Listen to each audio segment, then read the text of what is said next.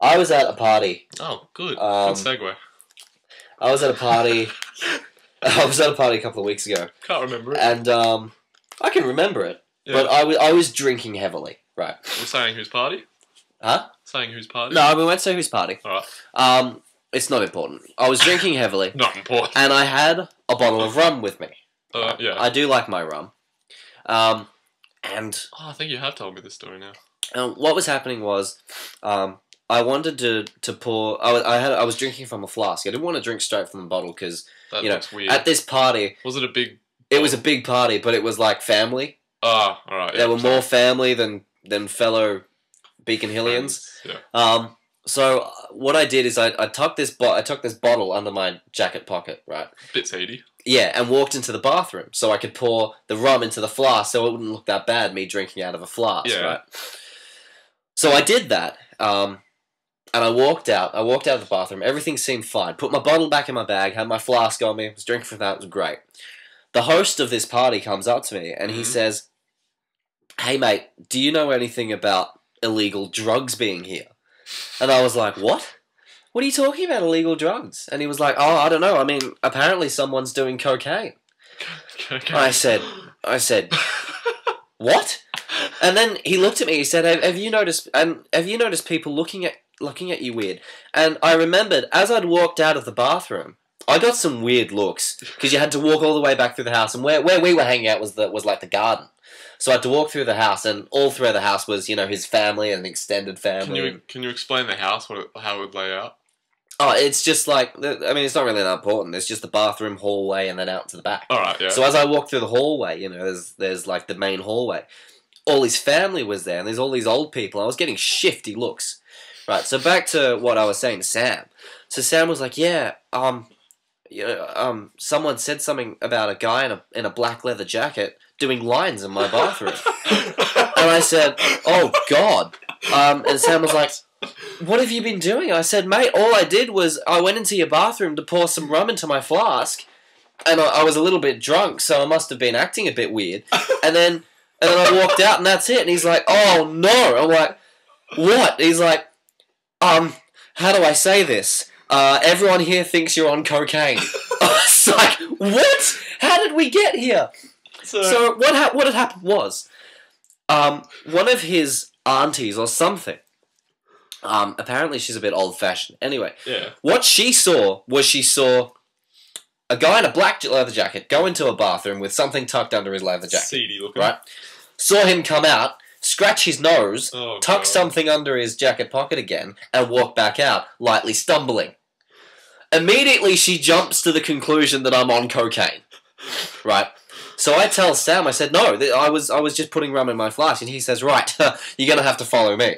I was like, "Oh, Jesus." I'm thinking, have they called the cops? Am I going to get arrested? That's a lot of trouble you could get in. A lot of trouble. So I walk back into the house, and I'm going to name him Sam, the host.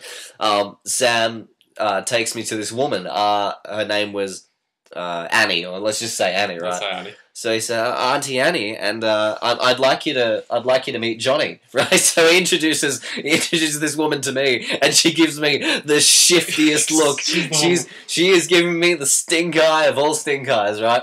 And I say, "Oh, hi, how are you?" I go to shake her hand, and she doesn't say anything. And Sam explains to her.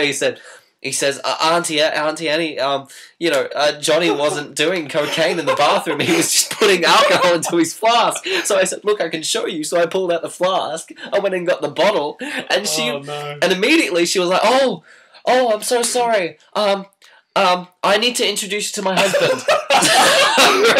So I go, "Oh, okay." She spread the story. She spread the story to everyone, right? So I go to her husband, I say, "Hi, I'm Johnny." And this Annie person goes,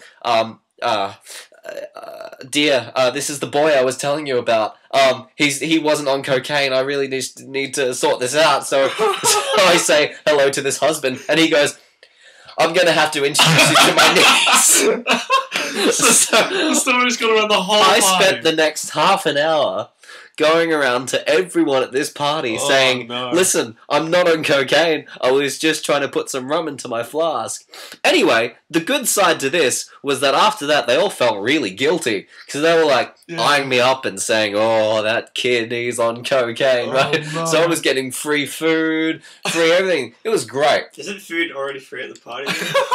I was getting special treatment. That's what I should have said. Free food at a party. It was free food. Jeez, that is one hell of a party you were at.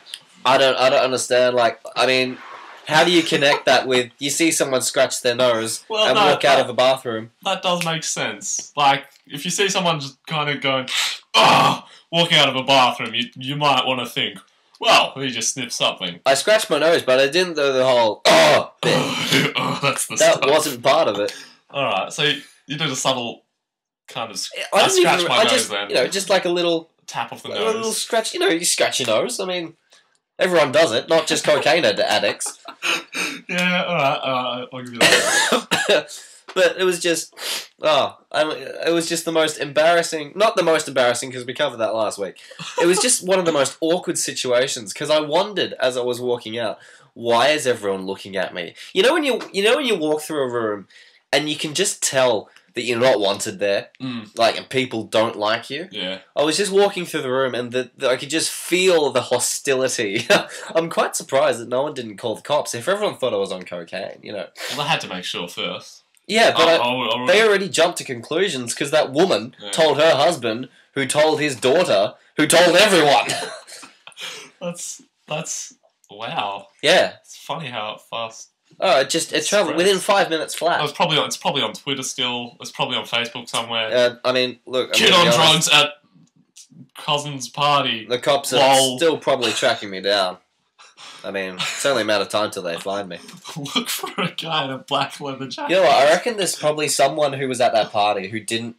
Who doesn't yet know that I wasn't on cocaine. And they're just like, so they're going to be like going around saying, "Oh, dude, I was at this party, and there was this kid. He was on cocaine. He was gone." By then, the story would have elevated because that's what happens to rumours. They elevate, and then you'll probably be this guy who had white shit all over his nose. Yeah, came out of the bathroom. A few pills still in your teeth. It was like there was fog in there. It was just an explosion of white powder as I exited. And then everyone's took a step back, and then he tackled you to the floor and started beating you up. Strobe light came out of nowhere, and I started dancing. That's how these rumours happen.